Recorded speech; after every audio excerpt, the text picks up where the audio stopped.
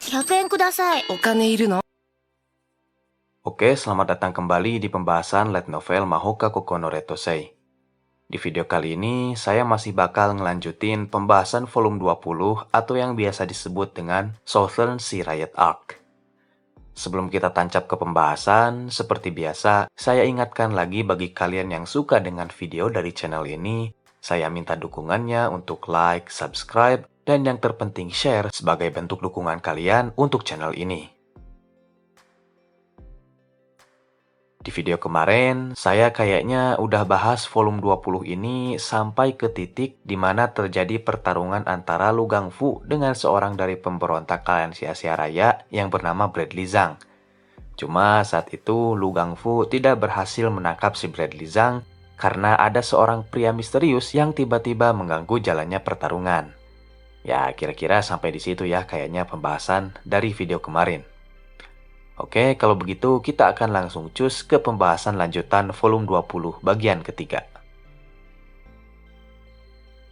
Setelah Lu Gangfu membiarkan Bradley Zhang lari bersama dengan seorang pria misterius, Lu Gangfu kemudian pergi menuju ke sebuah ruangan. Di ruangan itu sudah berkumpul Mayor Chen Xiangshan, Letnan Kolonel Kazama Harunobu, Mayor Sanada Shigeru, dan Letnan 1 Fujibayashi Kyoko. Saat Lu Gangfu masuk, Kazama dan Chen Xiangshan ternyata sedang berdiskusi tentang siapa sosok pria yang sudah menolong Bradley Zhang tadi. Fujibayashi Kyoko yang saat itu sedang mencari-cari data tentang si pria misterius itu berhasil mengetahui identitas si pria itu dari pihak imigrasi. Fujibayashi mengatakan bahwa berdasarkan data yang dia terima dari pihak imigrasi, pria berkacamata yang sudah menolong Lu Gangfu itu memiliki nama James Jackson. Di data imigrasi itu juga tertulis bahwa James Jackson ini adalah seorang jurnalis dari Australia. Kazama merasakan ada sesuatu yang janggal dengan si James Jackson tadi. Dia mencurigai bahwa mungkin saja nama dan pekerjaan si James Jackson tadi itu hanyalah sebuah fiktif atau samaran belaka. Kazama pun memerintahkan Fujibayashi untuk mencari data yang lebih detail menyangkut James Jackson. Setelah itu, Kazama pun melanjutkan obrolannya lagi dengan Chen Xiangshan. Mereka mulai mengobrolkan lagi tentang rencana mereka untuk menangkap para teroris secara keseluruhan. Dan perlu kalian ketahui nih, tindakan Lu Gangfu yang membiarkan Bradley Zhang kabur itu merupakan bagian dari strategi supaya pihak Batalion Sihir Independen 101 bisa menelusuri kemana si Bradley Zhang kabur. Dan kemungkinan besar, Bradley Zhang akan kabur menuju ke markas di mana para komplotan teroris sedang berkumpul. Dengan begitu, pihak Batalion Sihir 101 dan juga pihak Aliansi Asia Raya bisa menangkap para teroris langsung di markasnya. Jadi mereka bisa menangkap para teroris secara keseluruhan. Dan setelah diskusi selesai, Chen Xiangshan dan Lu Gangfu pun pergi dari ruangan Kazama. Sebenarnya, pihak Jepang atau lebih tepatnya Batalion Sihir 101 ini masih memiliki kecurigaan yang kuat terhadap Chen Xiangshan dan Lu Gangfu. Mereka masih belum sepenuhnya percaya terhadap mereka berdua. Pihak Batalion Sihir 101 ini curiga bahwa Chen Xiangshan sedang merencanakan sesuatu di balik misi gabungan ini. Akan tetapi, semua kecurigaan itu disisihkan terlebih dahulu demi mencegah terjadinya sabotase oleh pihak teroris. Di sore hari, pada tanggal 23 Maret tahun 2097, tepatnya setelah upacara penutupan sekolah, Tatsuya, Miyuki, dan Minami berangkat menuju Okinawa. Tatsuya dan kawan-kawan harus segera bergegas ke Okinawa karena pada keesokan harinya, Tatsuya dan Miyuki harus menghadiri upacara peringatan tragedi Okinawa atau disebut juga dengan upacara Hingan sebagai perwakilan dari klan Yotsuba. Sesampainya di Okinawa, Tatsuya, Miyuki, dan Minami langsung menginap di sebuah hotel mewah. Tatsuya dan Miyuki hanya perlu beristirahat sampai upacara dimulai, dan mereka tidak perlu mengurus hal-hal merepotkan karena segala hal menyangkut persiapan upacara telah diurus oleh Hayama. Keesokan harinya, pada tanggal 24 Maret, Tatsuya dan Miyuki pun menghadiri upacara hingan sebagai perwakilan dari klan Yotsuba.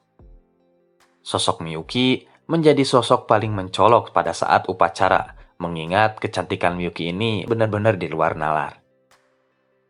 Oh iya, sekedar informasi aja, pada upacara hingan ini, kakak-kakak kelas Tatsuya, atau lebih tepatnya Azusa dan kawan-kawan, juga ikut hadir dalam sesi upacara. Mereka datang ke Okinawa sehari lebih awal dari Tatsuya. Ya, tujuan mereka sebenarnya bukan untuk menghadiri upacara ya, tapi untuk menghadiri acara peresmian pulau buatan. Cuma, ya mumpung mereka ada di Okinawa, mereka turut ikut sebagai bentuk bela sungkawa. Selain itu, pada upacara hingan tadi, Fujibayashi Kyoko juga ikut hadir. Fujibayashi Kyoko datang menghadiri upacara untuk mengenang mendiang tunangannya yang telah menjadi korban pada saat tragedi Okinawa pada tahun 2092. Singkat cerita, upacara peringatan pun berjalan dengan lancar. Pada petang harinya, Tatsuya, Miyuki, dan Minami pergi mengunjungi sebuah restoran di dekat bandara. Tujuan Tatsuya pergi ke restoran itu bukan untuk makan-makan, melainkan untuk menemui Kazama dan Sanada untuk membahas misi rahasia. Ketika Tatsuya dan kawan-kawan memasuki restoran, mereka disambut oleh seorang tentara yang merupakan kawan lama Tatsuya dan Miyuki. Dia bernama Hingaki Joseph. Tatsuya dan Miyuki memanggil Joseph dengan panggilan akrab Joe. Tatsuya dan Miyuki kenal Joseph pada tahun 2092, tepat beberapa hari sebelum tragedi Okinawa terjadi. Bagi yang ingin tahu siapa itu Hingaki Joseph, kalian bisa lihat Light Novel Mahoka volume 8, atau kalian bisa baca manganya di situs-situs manga yang ada di internet. Setelah berbasa-basi dengan Joe memberitahu Tatsuya bahwa Kazama dan Sanada telah menunggu Tatsuya di lantai atas. Tatsuya, Miyuki, dan Minami pun langsung menuju lantai atas untuk menemui Kazama. Ketika Tatsuya membuka pintu, Tatsuya dan Miyuki sangat terkejut setelah melihat sosok Cheng Xiangshan yang sedang duduk bersama dengan Kazama. Bahkan Miyuki ini hampir-hampir teriak karena saking terkejutnya. Kazama setelah itu menjelaskan pada Tatsuya bahwa Mayor Cheng Xiangshan ini akan menjadi sekutu dan bergabung sementara dengan pihak Jepang untuk menangkap para teroris. Selain itu, Kazama juga menjelaskan bahwa Cheng Xiangshan ini adalah sosok yang telah memberi informasi mengenai masuknya para teroris. Jadi, Kazama berharap Tatsuya dan Miyuki harus segera terbiasa. Oh iya, di saat pertemuan ini berlangsung, Kazama memanggil Tatsuya dengan panggilan Kimi. Kimi dalam bahasa Indonesia memiliki arti kamu, dan penggunaan kata Kimi ini biasanya digunain dalam percakapan dengan sesama teman. Nah, padahal biasanya setiap Kazama ngobrolin masalah misi sama Tatsuya, Kazama gak manggil Tatsuya dengan panggilan Kimi, tapi dia biasa make panggilan Kikan ke Tatsuya. Kikang ini artinya juga sama ya, kamu artinya. Cuma biasanya kata Kikan ini digunain untuk ngobrol dengan seorang perwira dari kemiliteran. Kenapa Kazama manggil Tatsuya pakai Kimi, gak pakai Kikang?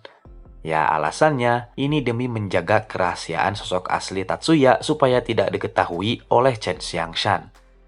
Jadi di sini Kazama bakal ngelakuin hal apapun demi menutupi identitas asli Tatsuya, termasuk melakukan hal-hal sepele. Jadi nantinya Cheng Xiangshan dan orang-orang dari Aliansi Asia Raya bakal nganggep Tatsuya ini hanya seorang penyihir dari klan Yotsuba. Dan mereka bakal nyangka bahwa penyihir strategis rahasia Oguro Ryuya itu adalah orang yang berbeda. Kembali ke pertemuan Tatsuya dan Kazama, saat pertemuan berlangsung, Kazama memberitahu Tatsuya perihal hasil penyelidikan terhadap para teroris yang akan menyerang Pulau Saikasin. Kazama memberitahu Tatsuya bahwa hingga saat itu sudah ada 8 orang teroris yang berhasil memasuki pulau utama. Di antara mereka ada 2 orang Jepang, 1 orang Australia, dan sisanya adalah para pemberontak dari Aliansi Asia Raya.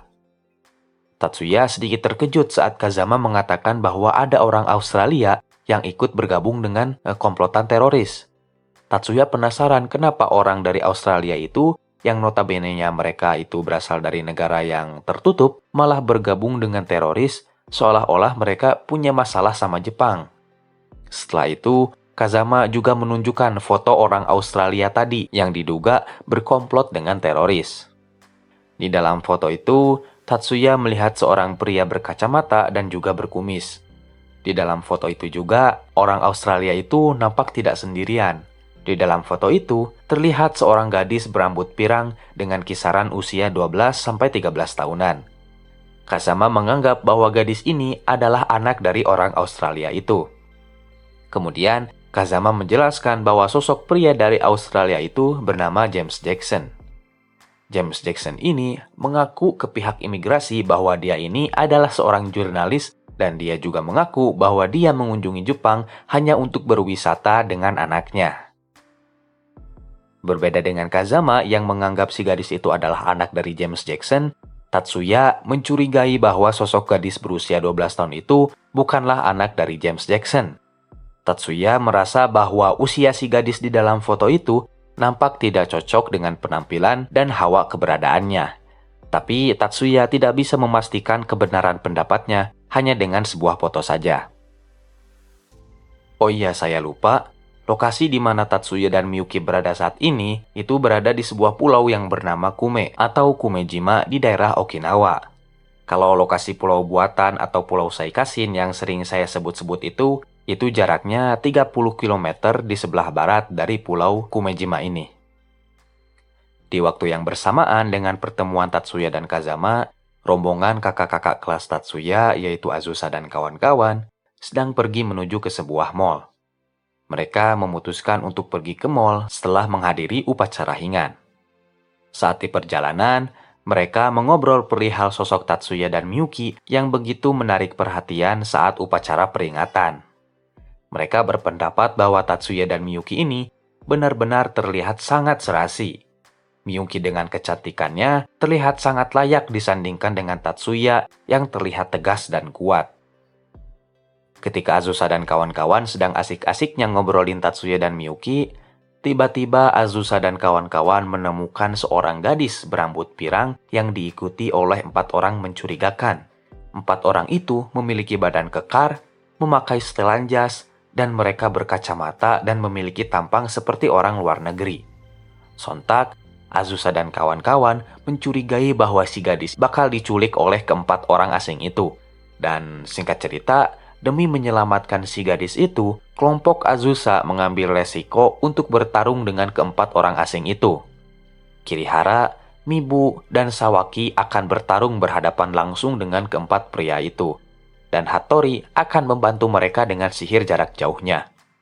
Sedangkan sisanya, yaitu Isorike, Kanon, dan Azusa, mereka menjaga si gadis itu agar tetap aman. Oke, sekian dulu untuk video kali ini. Kita akan lanjutkan pembahasannya di video selanjutnya. Terima kasih karena sudah menonton sampai habis, dan sampai jumpa di video berikutnya.